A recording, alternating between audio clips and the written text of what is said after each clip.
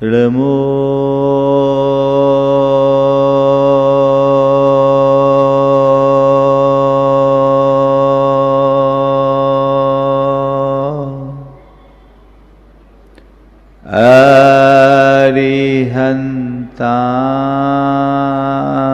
अरिहन्ताणं नमो अरिहन्ताणां ळमो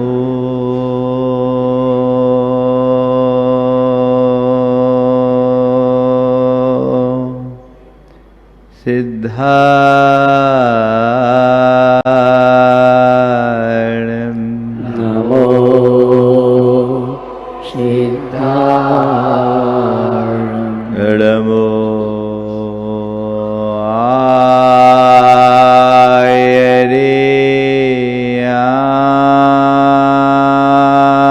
आयर्याणं नमो आयर्याणं ळमो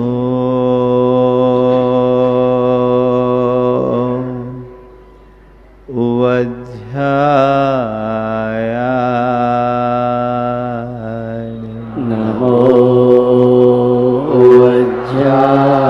उवज्जायाणं ळमो लोये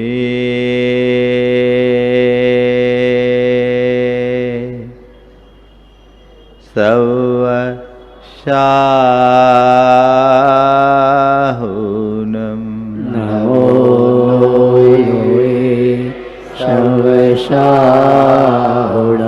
एषो पञ्च हळमोयारो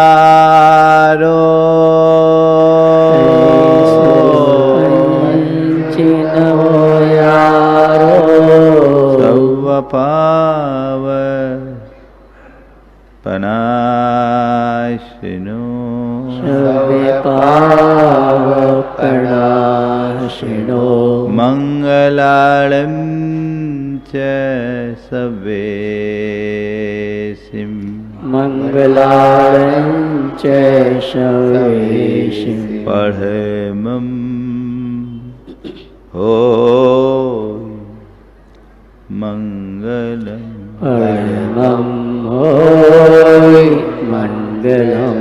जय बोलो देवादिदेव खजराट श्री भगवान महावीर स्वामी की जय जय जय। अहिंसा परमो धर्म की जय जय जय। परम पूज आचार्य गुरुवर श्री विद्यासागर जी महाराज की जय जय जय। आचार्य श्री समय सागर जी महाराज की जय जय जय। मुनि श्री प्रमाण सागर जी महाराज की, मुनि श्री संदान सागर जी महाराज के।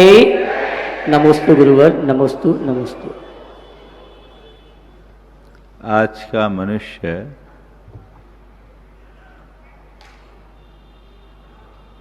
बहुत साधन संपन्न हो गया है, लेकिन इस संपन्नता के मध्य उसकी प्रसन्नता कहीं खो गई है ना। उसके पास सब कुछ है, पर मन में सुकून नहीं है। सारी सुविधाएं हैं, लेकिन मन में मुस्कान नहीं है। लोग जी रहे हैं, पर सच्चाई ये है कि लोग जी नहीं रहे, जैसे तैसे रोते धोते जिंदगी काट रहे हैं। किसी भी व्यक्ति से बात करो, भाई कैसे हो, सब ठीक है, मजे में हूं, है ना। लेकिन थोड़ा अंदर उतरो तो धीरे धीरे परतें खुलती है और फिर उसके अंदर की व्यथा कथा बाहर आना शुरू हो जाती। अगर मनुष्य अपने अंतर मन में उतर करके देखे तो पाएगा कि उसके मन में ढेर सारी शिकायतें है, और यही हमारे अंदर की प्रसन्नता को ली लेने का सबसे बड़ा कारण है। जीवन में घोर आपाधापी है, बड़ी भागम भाग है। इस आपाधापी और भागम भाग ने हमें पूरी तरह थका दिया है।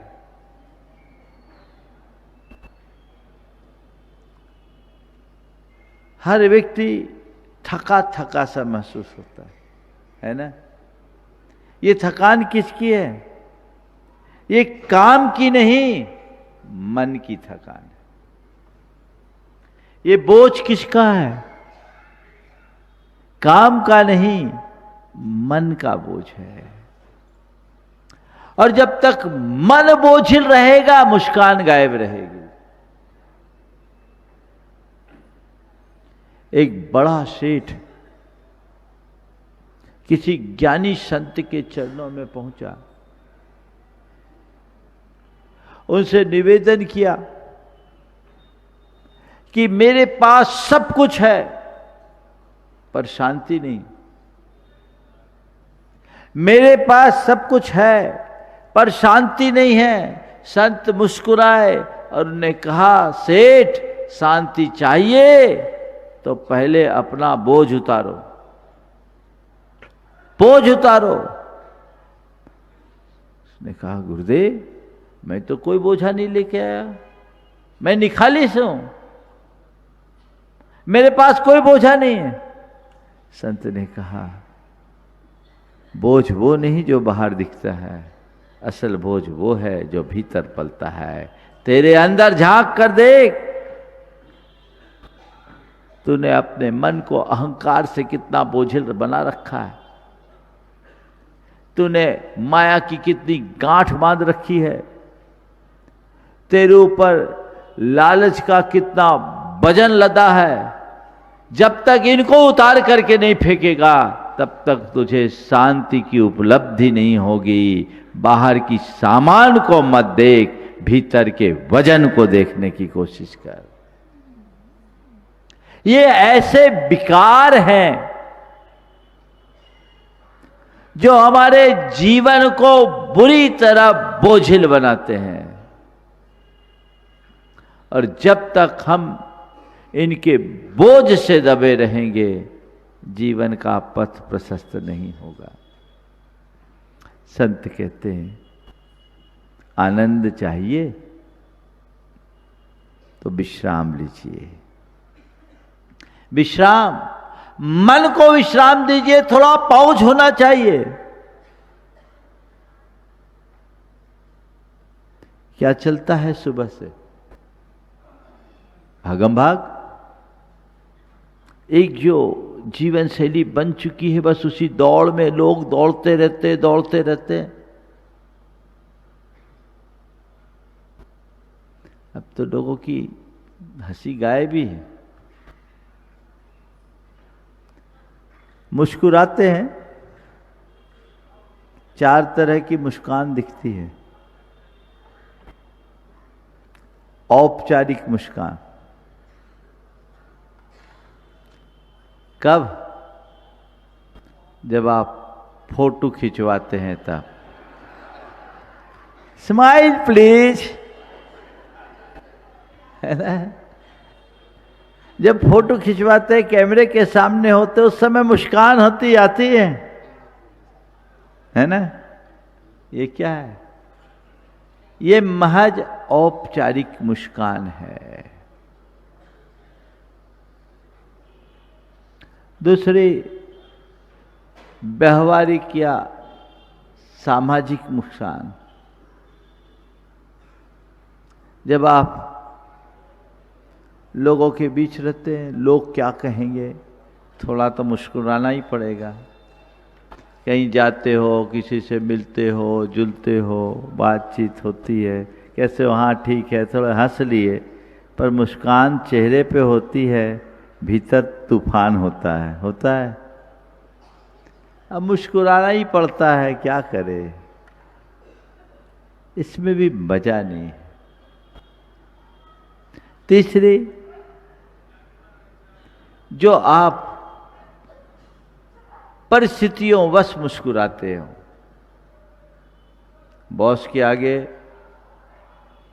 बॉस डांट रहा है, जी सर जी सर जी सर, चेहरे पर मुस्कान है।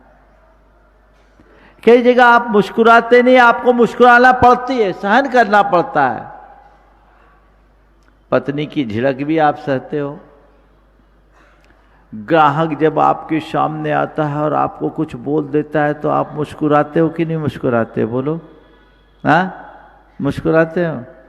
ग्राहक आया है, घंटे भर से आपका दिमाग खाया है, एक भी चीज पसंद नहीं की, और पसंद न करने के बाद साथ साथ कह दिया आपके पास तो कुछ है ही नहीं, बोलो क्या क्या रिएक्ट करते हो? हाँ, मुस्कुरा देते हैं। कोई बहन जी आई, घंटे भर तक देखी और कुछ भी पसंद नहीं आया, कह दी आपके यहां तो कुछ है ही नहीं। कोई बात नहीं बहन जी, 2 दिन बाद नया माल आने वाला, ट्रांसपोर्ट में आ गया, आप फिर आइएगा।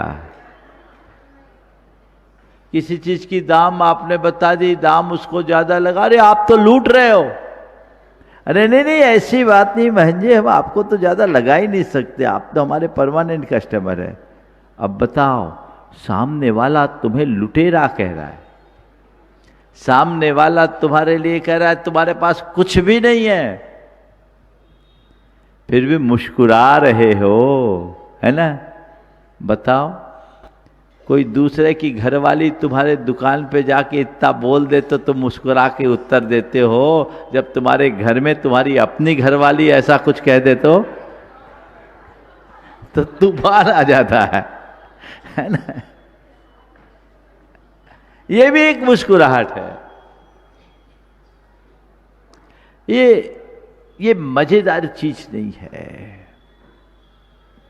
असल मुस्कुराहट आंतरिक है, जो अंदर का आनंद है, जो अच्छे और बुरे में स्थिरता दे, अनुकूल और प्रतिकूल में क्षमता दे, लाभ और हानि में संतोष दे, और जो मान और अपमान में सहज बनाए रखे, वो है आंतरिक मुस्कान, वही है जीवन का आनंद।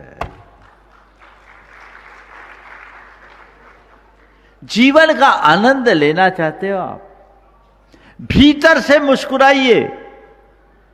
बाहर चाहे कितना भी बड़ा तूफान क्या ना हो, पर मन में मुस्कान होना चाहिए। आजकल लोगों के मुंह पे मुस्कान दिखती है, हालांकि वो भी बहुत दुर्लभ हो गई है, फिर भी मुंह में मुस्कान और दिल में तूफान, कहते गलत डायरेक्शन है। बाहर तूफान हो तो भी मन में मुस्कान हो।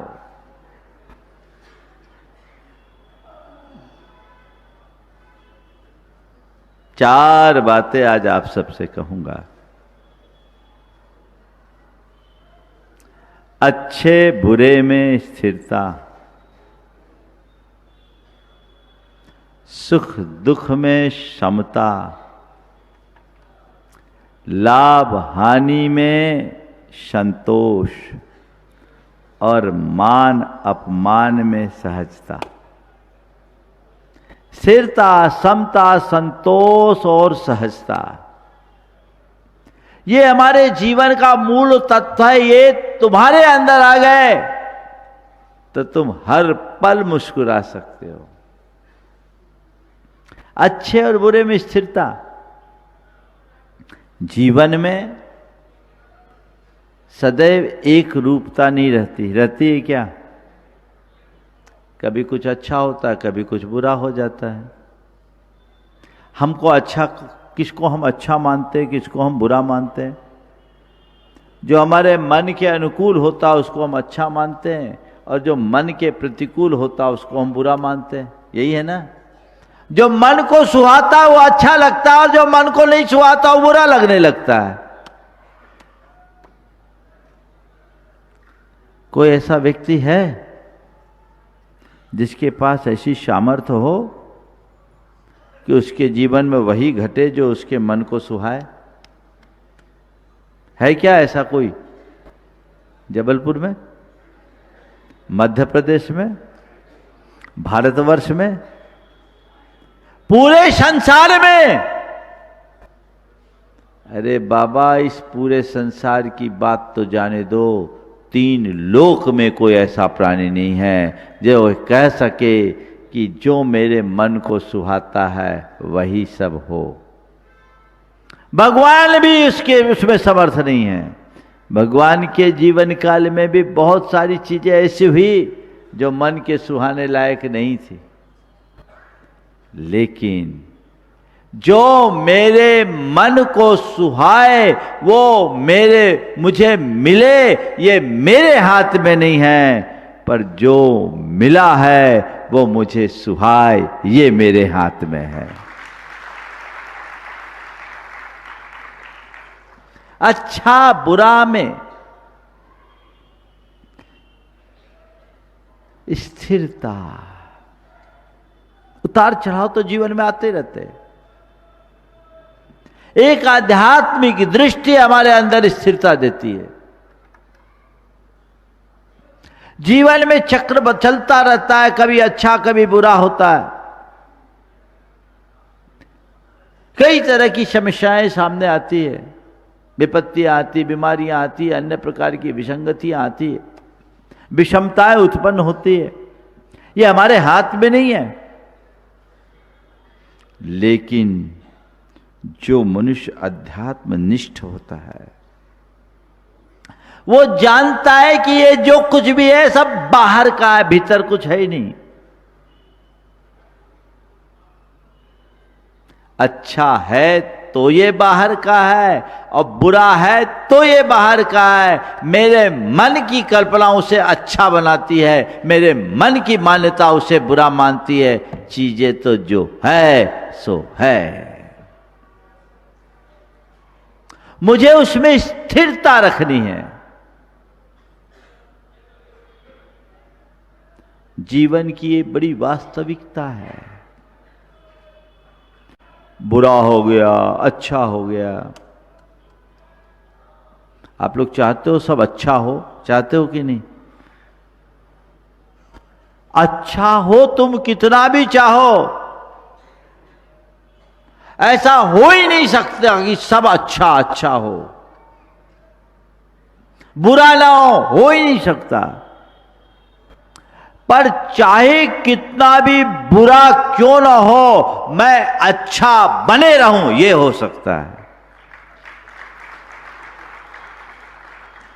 धर्म हमें यही सीख देता है। अपने आप को अच्छा बनाए रखने की कला देता है, स्थिरता। स्थिरता, इन सबको एक संयोग मानो। दृष्टि को सकारात्मक बनाओ। आत्मा के स्वरूप पर भरोसा रखो। कर्म सिद्धांत के विश्वासी बनो। कभी जीवन में बदलाव नहीं आएगा, भटकाव नहीं आएगा। ये तो संयोग है। अच्छा है बुरा है, ठीक है, संयोग है। संयोग बनते बदलते, संयोग ऊपर है, अंदर नहीं। बनेंगे बदलेंगे। संयोग को संयोग की भांति देखने वाला मनुष्य जीवन में चाहे कितना भी परिवर्तन आ जाए विचलित नहीं होता। उसकी सकारात्मक दृष्टि बुराई में भी अच्छाई दिखाती है, बुराई में भी अच्छाई।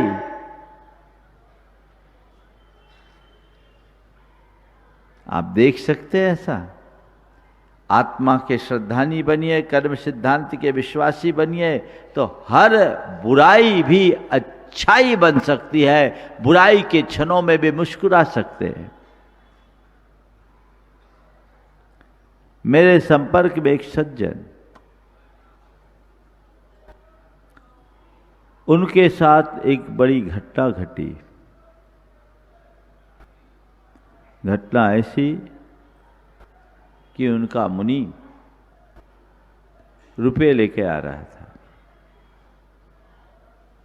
रास्ते में लोगों ने उसे लूट लिया। लाखों रुपए की चपत लग गई। मुनीम बदहवास सी हालत में आया। 30 साल से उनके यहां काम करता था। जब वो आया, उससे बोलते नहीं बन रहा है, पर छूटते ही मालिक ने ये नहीं पूछा कितना चला गया, ये पूछा तुम सलामत तो हो, तुम बच गए।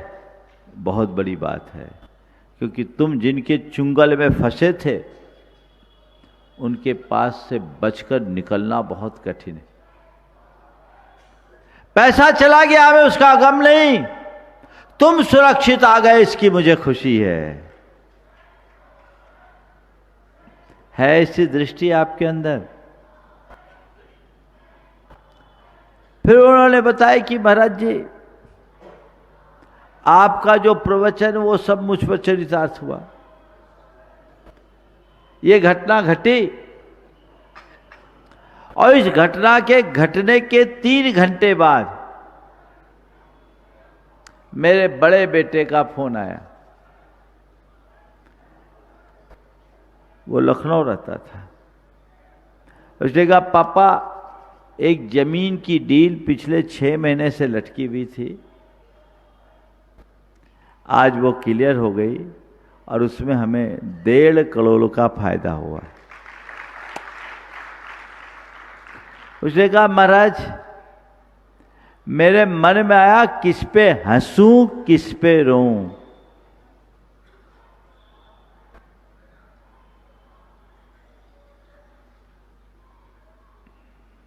किस पर हंसूं किस पे रोऊं। अभी जो फायदे का समाचार और थोड़ी देर पहले नुकसान का समाचार। तत्वज्ञानी ये जानता है कि ये जो लाभ है वो मेरा नहीं और जो नुकसान है वो भी मेरा नहीं। दृष्टिकोण को सकारात्मक बनाइए। अच्छे और बुरे दोनों में स्थिरता रखिए। जीवन में कभी अच्छा होता, कभी बुरा होता, कभी आगे बढ़ते, कभी पीछे हटते, कभी ऊपर चढ़ते, कभी नीचे गिरते, उत्थान पतन, आगे उन्नति उन्नति अवनति का ये क्रम चलता रहेगा। हमारे अंदर स्थिरता बनी रहनी चाहिए।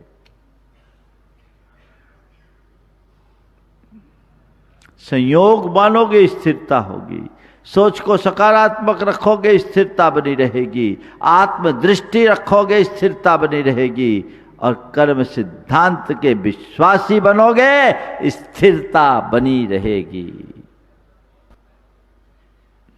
और कोई दूसरा तुम्हें स्थिर बना भी नहीं सकता।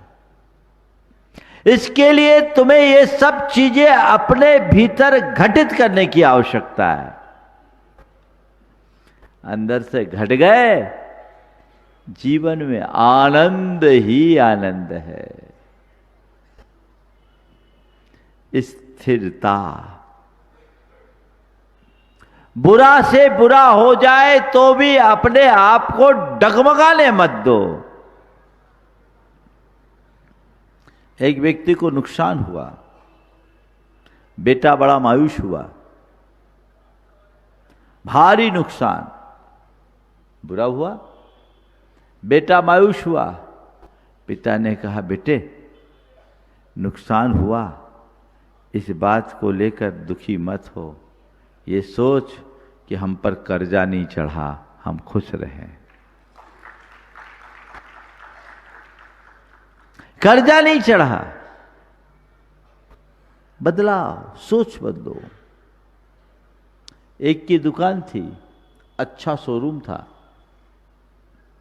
उसकी चलती शोरूम को देखकर बाजू वाले ने भी वैसी शोरूम बना ली, सेम बिजनेस।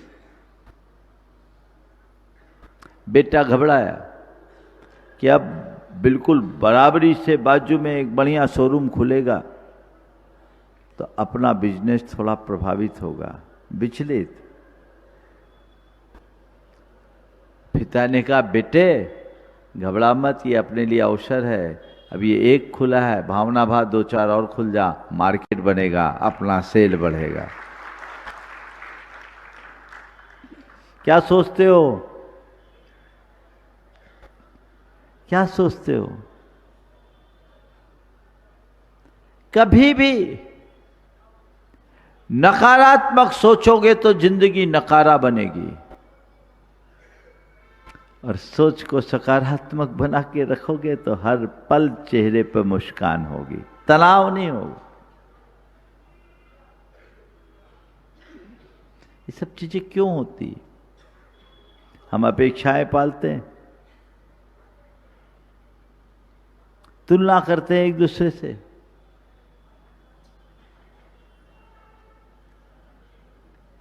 परिणामों को लेकर असंतोष रखते हैं।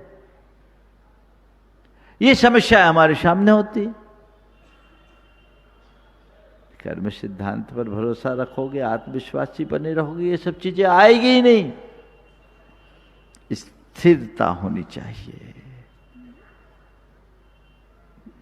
अच्छे बुरे में स्थिरता, सुख दुख में समता। आप लोग बोलते हैं होकर सुख में,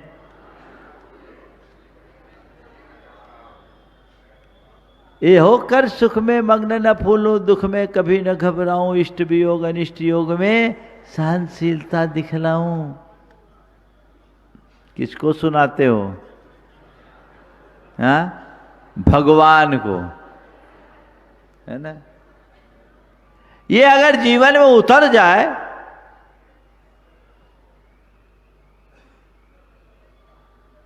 तो जीवन में कभी दुखी होगे क्या?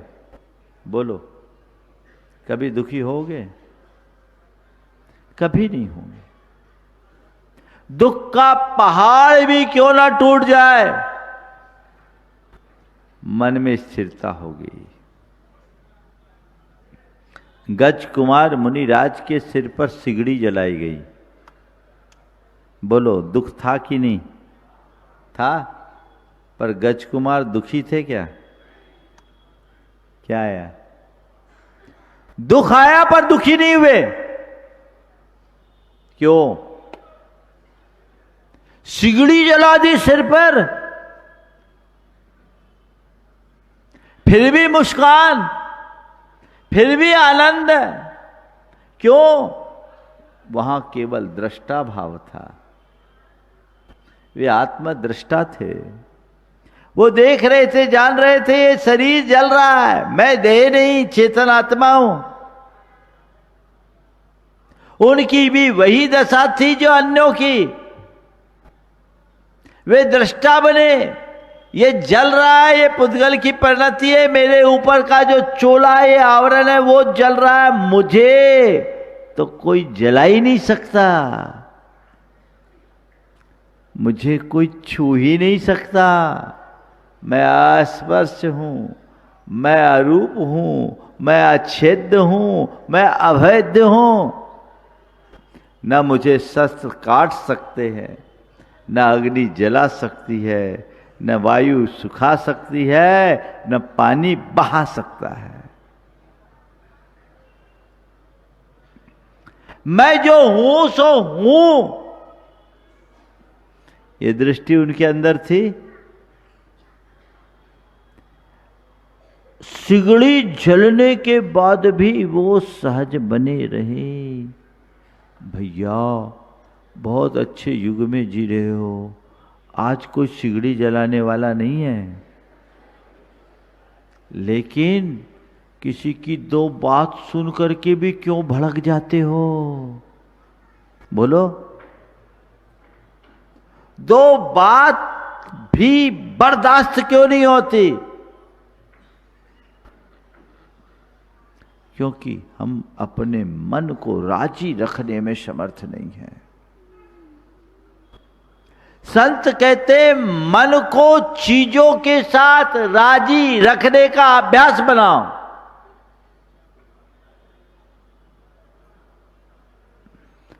चीजें मेरे अनुकूल हो ये मेरे हाथ में नहीं है, पर मैं मन को चीजों के अनुकूल बना लूं ये मेरे हाथ में है। बस ये प्रयास, ढलो, एडजस्टमेंट करना सीखिए।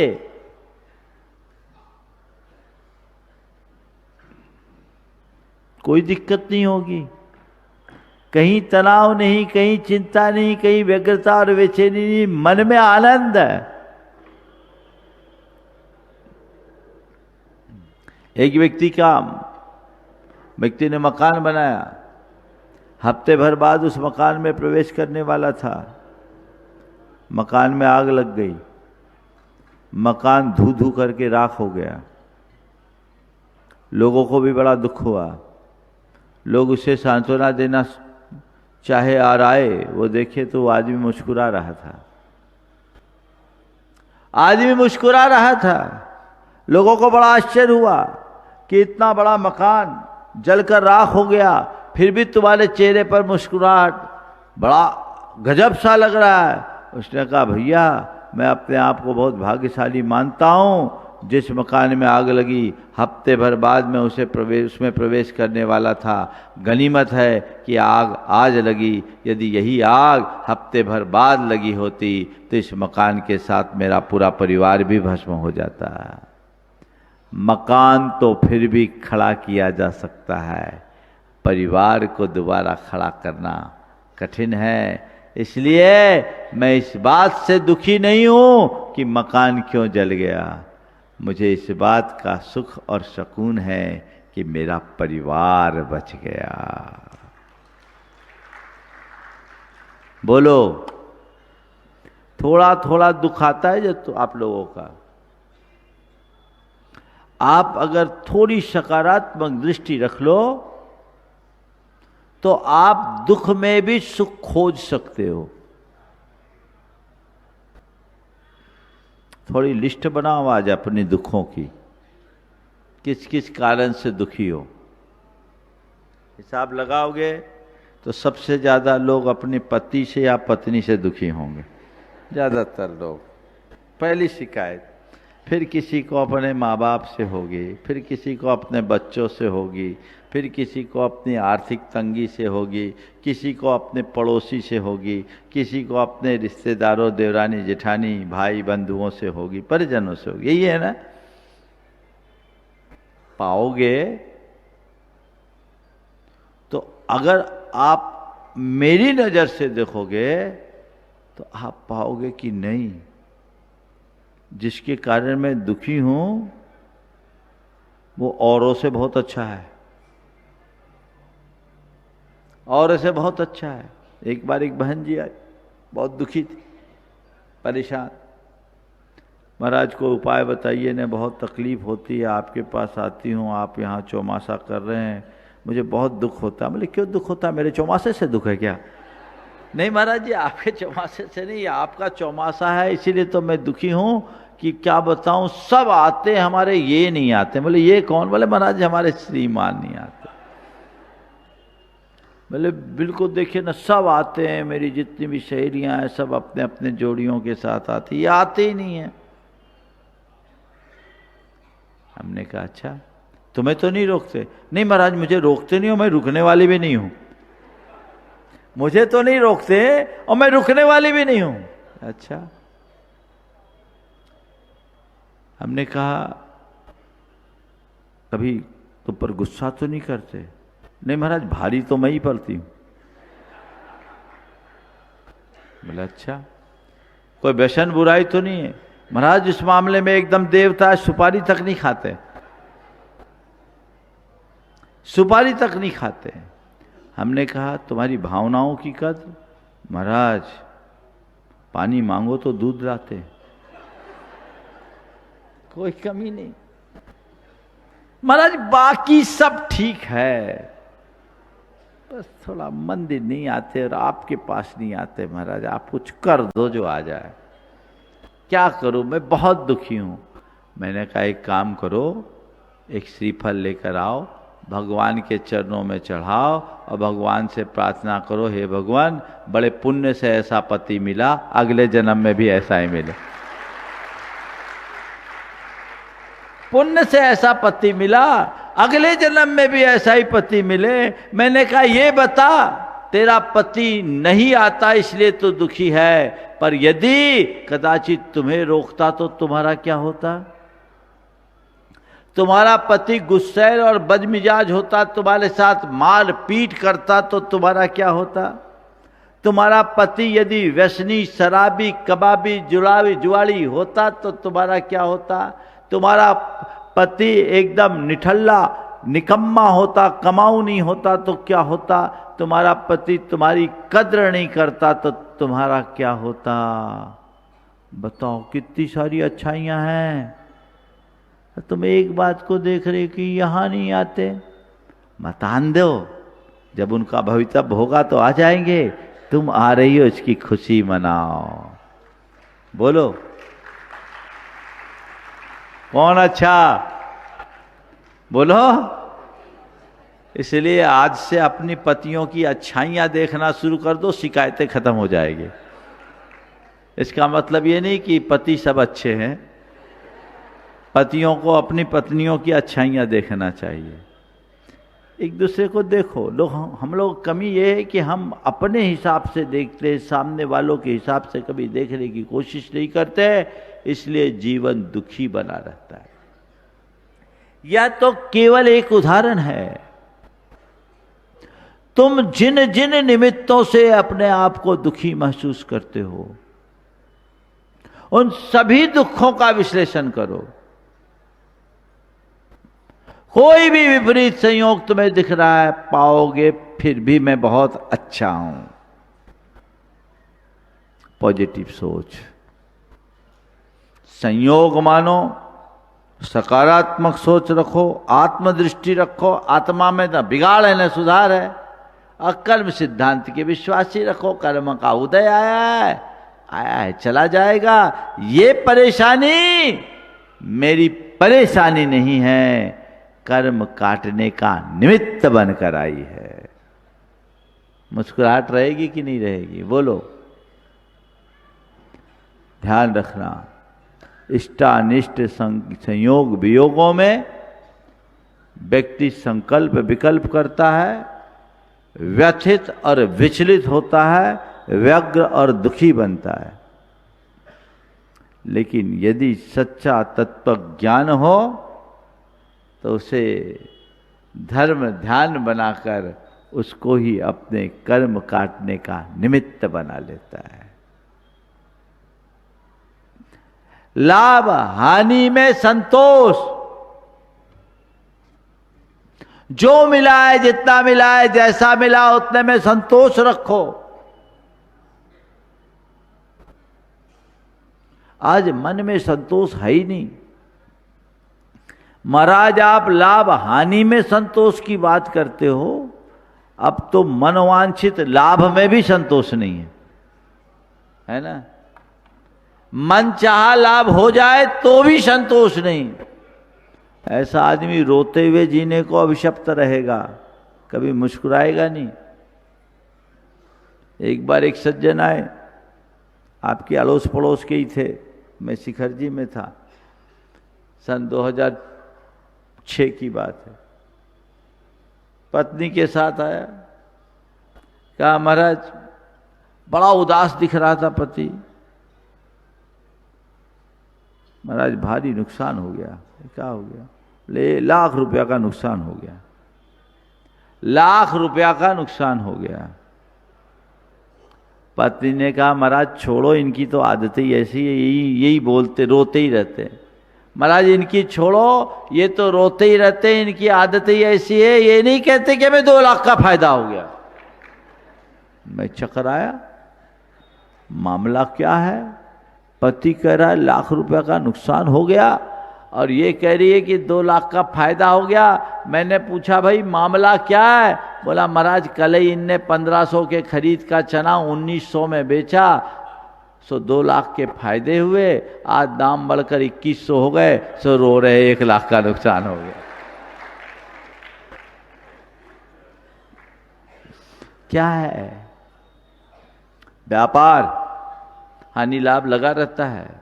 सच्चे अर्थों में देखा जाए तो लाभ भी मेरा नहीं, हानि भी मेरा नहीं, ये संयोग है। मेरी कुशलता क्या है? सही नीति लूं, सही निर्णय लूं, समय पर निर्णय लूं और आगे बढ़ूं, और जो परिणाम आए उसे सहज भाव से स्वीकार करो, तब न स्थिरता होगी। लेकिन थोड़ा लाभ हो जाए फूल जाओ, नुकसान हो जाए छाती पीटने लगो, बर्दाश्त नहीं होता लोगों को। ऐसे लोग हमेशा तनावग्रस्त रहेंगे, उनके जीवन में स्थिरता नहीं रहेगी, स्टेबिलिटी। बस वही 4 बातें याद रखो। संयोग मानो, सकारात्मक दृष्टि रखो, आत्मदृष्टि रखो, कर्म सिद्धांत के विश्वासी बनो। मेरे संपर्क में एक सज्जन, उस व्यक्ति को 2008 में जब शेयर मार्केट एकदम क्रैश हुआ था ना, बहुत भारी नुकसान हुआ, माने करोड़ों का नुकसान।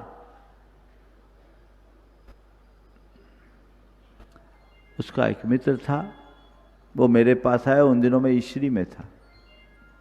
उसने बताया महाराज अगले को बड़ा नुकसान हुआ है, मुझे बहुत दुख हो रहा है, आप थोड़ा आशीर्वाद दे देंगे तो बहुत अच्छा रहेगा, उसको संबल मिल जाएगा। उसने मेरे सामने फ़ोन लगाया हैंड फ्री करके, और उससे कहा कि देख मैं महाराज के पास आया हूँ, महाराज को मैंने सब बता दिया, तू आशीर्वाद ले ले। मैंने पूछवाया भैया क्या हो गया? उसने मारवाड़ी में बोला, अरे आज सब तो चाल तो रवा है महाराज सुखा कि ये लगा हुआ है, हमारा है क्या जो जाएगा, जाना था सो चला गया।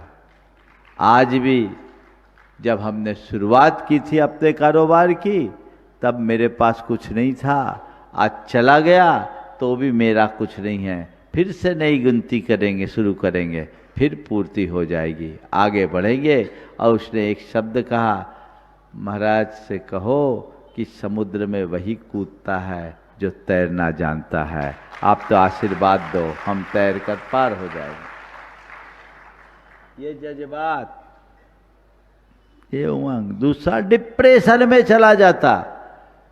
और आपको बताऊं 2008 है और 2026 है, उस समय से अब तक वो आदमी 1000 गुना प्रगति कर ली, आज एक बहुत बड़े शहंशाह है। सोच,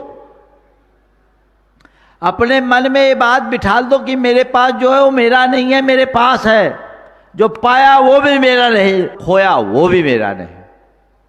ये बताओ किसी ऐसे व्यक्ति को कोई लाभ हो जिससे आपको कोई लेना देना नहीं है, तो आपको कोई फर्क पड़ेगा? बोलो। किसी ऐसे व्यक्ति को कोई नुकसान हो जिससे आपको कोई लेना देना नहीं है, तो आपको कोई फर्क पड़ेगा? हाँ नहीं ना। तो भैया तुम जिसको लाभ मान रहे हो, जिसको नुकसान मान रहे हो, उसको तुम्हारी आत्मा से कोई लेना देना है क्या? बोलो। एक परमाणु भी तुम आत्मा में चिपका सकते हो, तुम्हारी आत्मा का एक प्रदेश भी इधर से उधर हो सकता है। बोलो थोड़ा जोर से। नहीं ना। इस पर भरोसा है? तो फिर लाभ होने में हर्षित क्यों और नुकसान होने में व्याकुल क्यों? बोलो। ये लाभ तुम्हारा लाभ है क्या? ये नुकसान तुम्हारा नुकसान है क्या?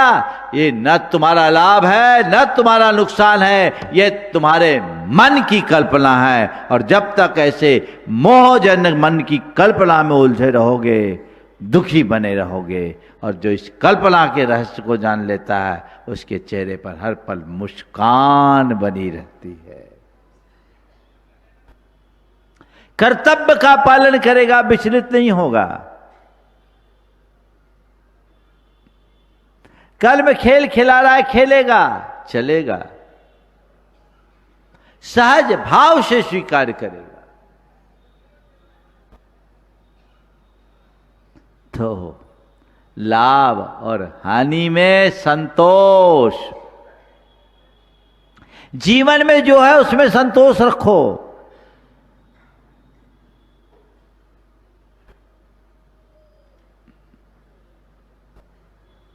आज लोगों के मन में इसलिए असंतोष नहीं है कि उसके पास कम है, ये भी बड़ी विचित्रता है।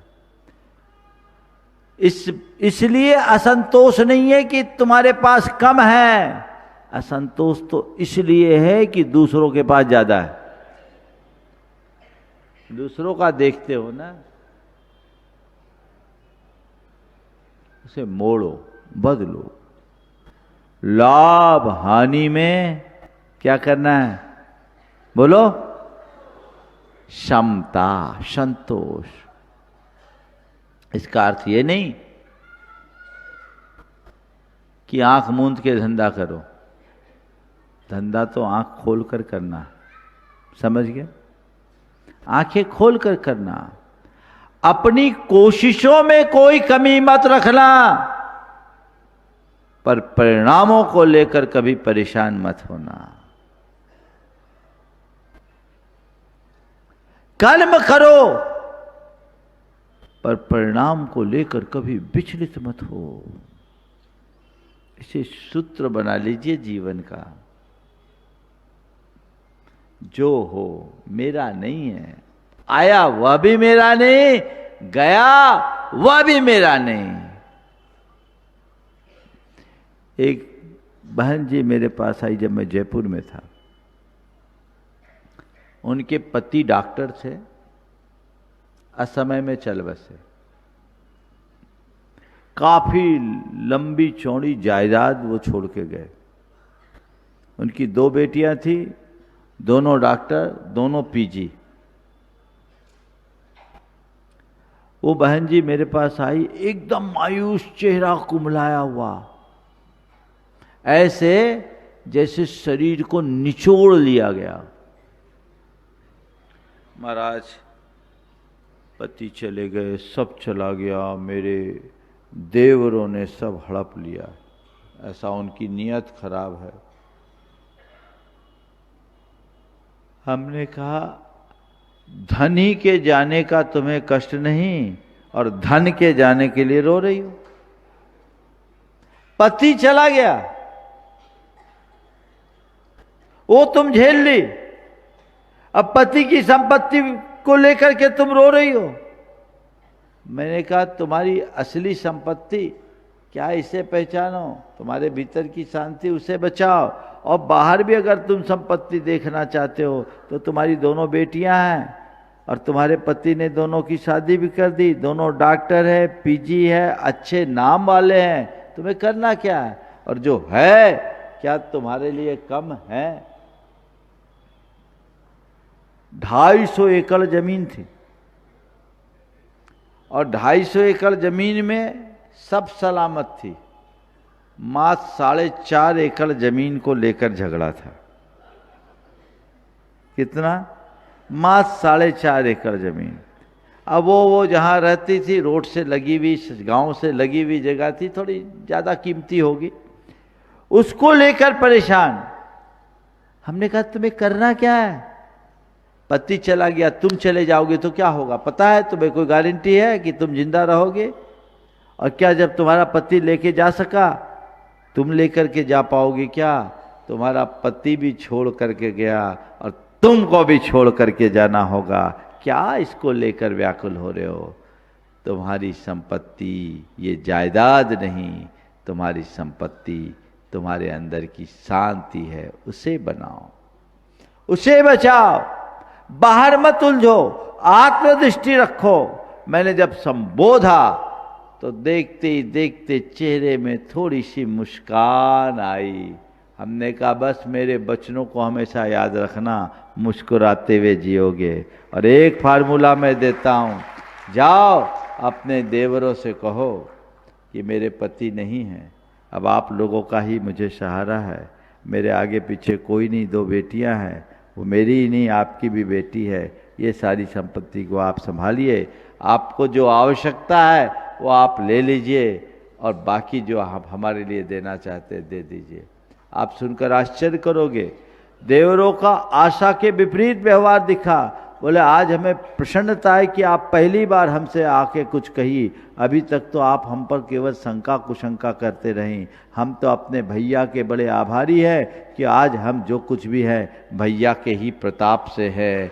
ये जो भी संपत्ति विस्तारित हुई भैया के कारण है, इसलिए हम भैया का 1 इंच भी अपना लेना नहीं चाहते। आप सब संभालिए, सब भैया का है, आपको जो करना है सो कीजिए, हमारे पास जो है वो हमारे लिए पर्याप्त है और हम हमेशा आपके साथ खड़े। शांति आ गई, बदलाव आ गया। लोगों के बहकावे में मनगढ़ंत बातें लोग कह करके कान में भरते, और ये सब घटनाक्रम क्या पति की मृत्यु के 6 महीने ही हुए थे। लोग इतने अधीर हो जाते और उतने में ही सारा खेल बदल जाता है, और ऐसे ज्ञानी भी मिल जाते हैं सलाह देने वाले जो सुलगा देते।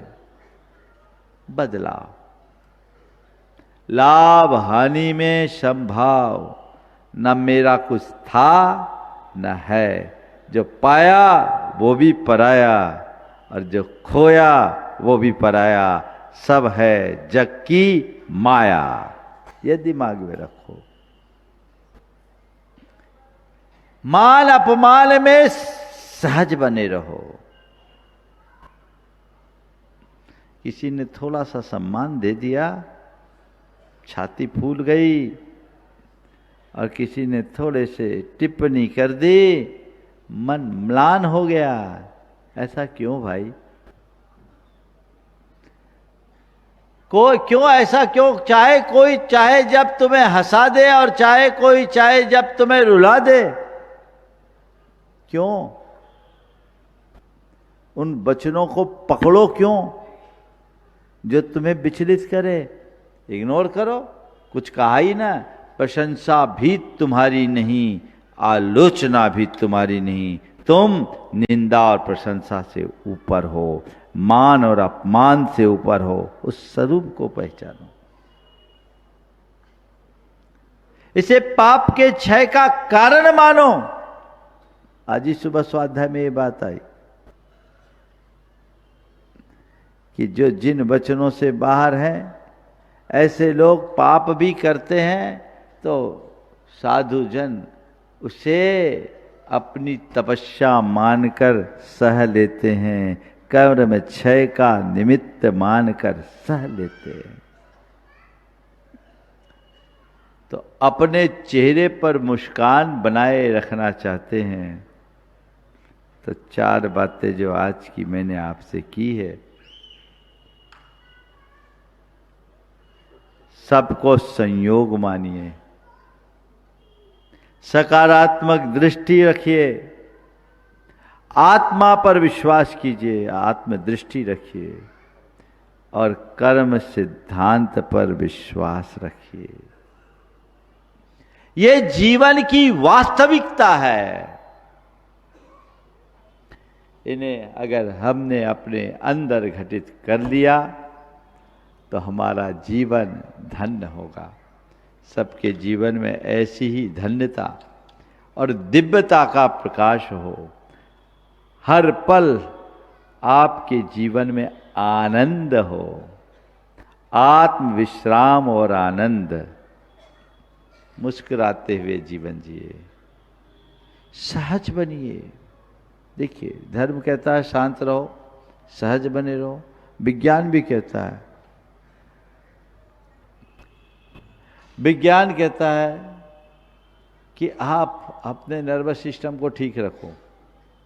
बात एक ही है ना, मन शांत रहेगा। मन शांत रहेगा तो जीवन में आनंद रहेगा। हमारे अगर शरीर के हैप्पी हार्मोन्स, सेरोटोनिन और आपके जाकर के डोपामाइन ज़्यादा सक्रिय रहते हैं तो हम अपने आप में आनंद में रहते हैं, और कार्टिसोल जैसे बैड हार्मोन्स एक्टिव हो जाते हैं तनाव और चिंता में रहते हैं। चीज़ें हमारे हाथ में हैं। अध्यात्म हमारे अंदर ऐसी दृष्टि प्रकट करता है जो हमारे मन मस्तिष्क को संतुलित करता है, मन में आनंद भरता है। ध्यान रखना, बाहर कोई हमें आनंद देने वाला नहीं है। मेरे आनंद का स्रोत मेरे भीतर है, जिसे मुझे खुद उद्घाटित करना होगा। उसे प्रकट करने की आवश्यकता है, तो जीवन धन्य होगा। बंधुओं, जबलपुर वालों का सौभाग्य, 7 दिवसीय प्रवचन माला का हमने आशीर्वाद दिया। आज कहा उसका अंतिम प्रवचन माला का अंत हुआ है, प्रवचन का अंत अभी नहीं हुआ है ना? प्रवचन तो चलेगा, अभी तो अब आगे कार्यक्रम है। कार्यक्रमों की तो झड़ी लगी हुई है। कल आगे के कार्यक्रमों की जानकारी आप पूरी ले लीजिए। आगामी 30 तारीख से सिद्धचक्र महामंडल विधान पूरी तरह संपन्न हो रहा है। उसके मंडल पूरे हो गए हैं लगभग। मंडल तो एक्सटेंशन किए गए, आप लोगों के लिए जुगाड़ करनी पड़ी। 108 मंडल के साथ अब वो 151 तक की व्यवस्था हो गई। 151 मंडल, भगवान, वेदी सब स्वतंत्र आपको उपलब्ध है। बहुत लोग मायूस हो गए थे, मेरे पास आ रहे थे, महाराज जी 108 की व्यवस्था है। आयोजक भी बोले कि हमने 120 तो रसीद कट गए, अब महाराज कैसे एडजस्ट करेंगे। हमने बातचीत करके आपके भाग्य से कुछ विमान उपलब्ध थे, मंडल उपलब्ध थे, तो 151 मंडलों की व्यवस्था हो गई है। और मैं आयोजकों से कहता हूँ उसकी एंट्री करके उसको वहीं क्लोज कर दे।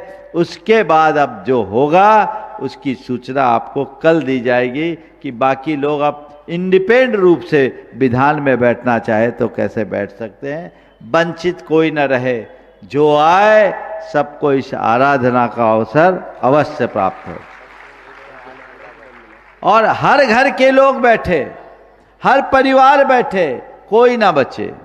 दूसरा, 25-27 तारीख को गुरुदेव का समाधि दिवस हम लोग धूमधाम से मनाएंगे। उसके बाद 25 तारीख को जो भावना योग का बृहद आयोजन है, कहाँ पर है? कहाँ पर है? आपको क्या करना है?